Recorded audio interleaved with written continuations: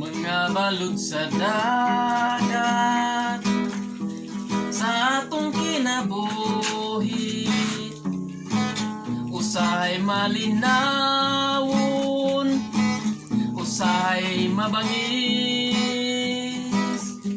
ang atong kasagaran. Kung dunay kagul-anan, human sa mga luha, talidhay ang maghari. Mga balod sa dagat, sa hangin man sa bukon, dili masalibway, gisap nay sa baybayon. Bisan may kalistanan, sundan ta ang paglaom, kay gani ang kangiti may kaugmaon.